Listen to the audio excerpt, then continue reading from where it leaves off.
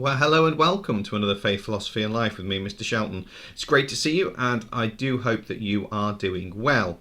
Last lesson we looked at the crucifixion of Jesus, and today we look at this one, the body is gone. Can you imagine being in first century Palestine and having this message splashed over the front page of the newspaper that Jesus' body has disappeared? I wonder what your reaction would be to that. Well, have a think about that, because here's our short, cheesy intro sequence.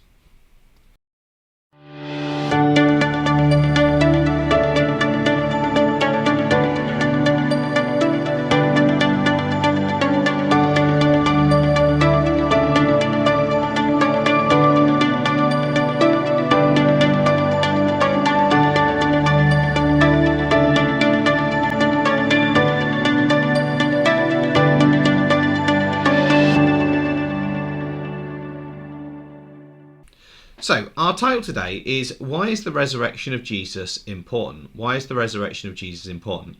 So today we're going to explore what happened at Jesus' resurrection and the impact that this has on Christians today. Now, what you are going to need is to write that title down, and as usual, I'll be asking you to pause me wherever you need to.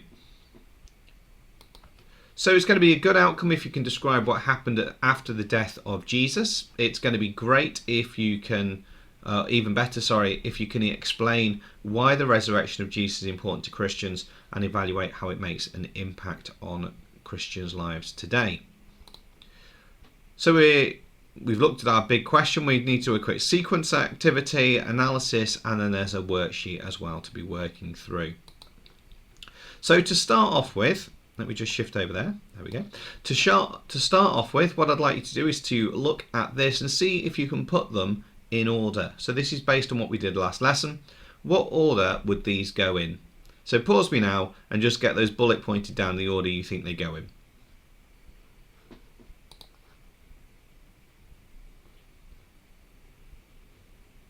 And here is the order. So the first thing is Jesus was put on trial. He was marched through Jerusalem. He had nails put in his wrists and his feet.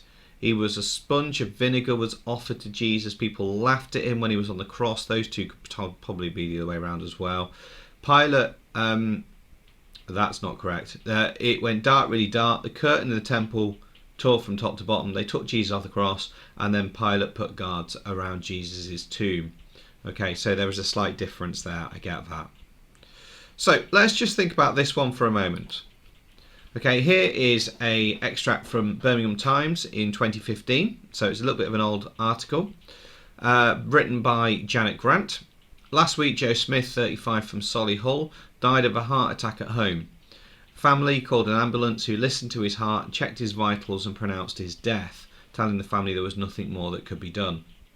As with all deaths at the city hospital, Joe was taken to the morgue where his body was placed in cold storage.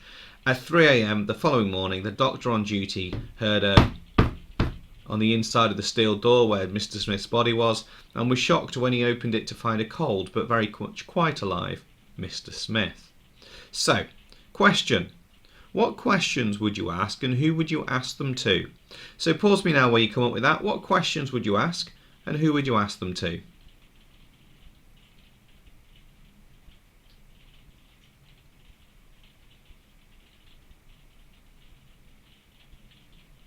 Okay, so I wonder if you come up with questions like, for example, did the doctors really know what they were doing? Was he really dead?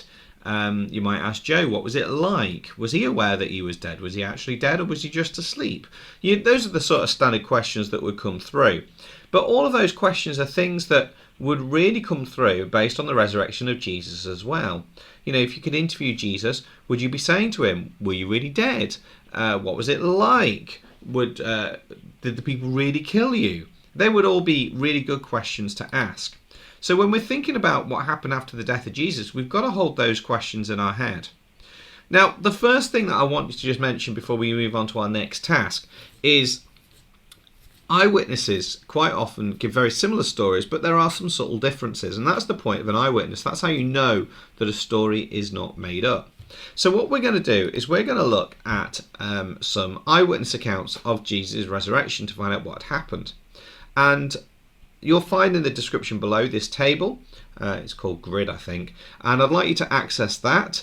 And you'll also find the biblical accounts. And what I'd like you to do is to read through the biblical accounts and complete the grid. So, who is involved in Matthew's account, Matthew's gospel of Jesus' resurrection? Who saw Jesus? Now, if no one saw Jesus, just write no one.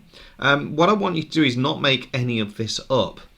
Supernatural being something that's outside of our normal understanding.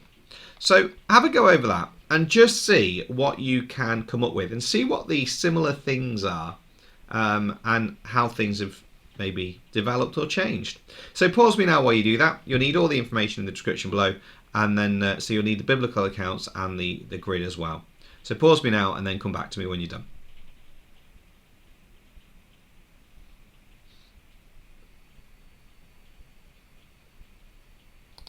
Okay, so the next thing I'd like you to do, again in the description below, is you will find a worksheet for you to read over and complete those questions.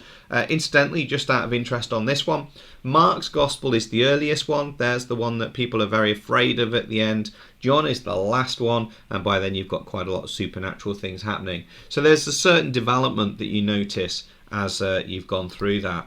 So I'd like to do that worksheet now. That's going to take the majority of the rest of the lesson. I do need you to give yourself maybe 10 minutes left at the end of this session. So pause me now and come back to me when you're done.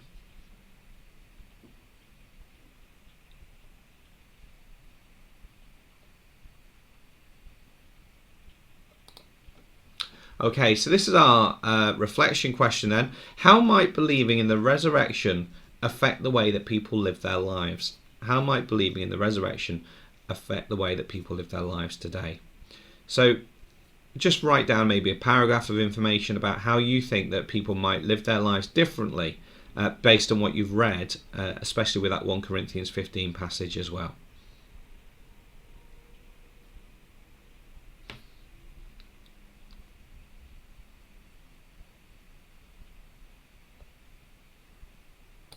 So today then what we've said is a good outcome would be you could describe what happened after the death of Jesus, and that's what the grid was for, that you've done that research for. Even better if you can explain why the resurrection of Jesus is important, and that's the hope of the afterlife. The idea that maybe if Christians believe in afterlife, they might live their life differently in order to have a good chance of getting to the afterlife. The final thing I'd like you to do is, there's a word search here, you'll find it in the description below as well.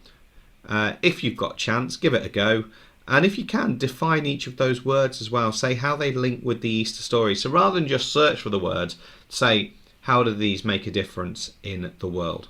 So I'm going to leave that there. Thanks for your time. Take care of yourself. Stay safe. Wash your hands. God bless you. And I'll be seeing you soon.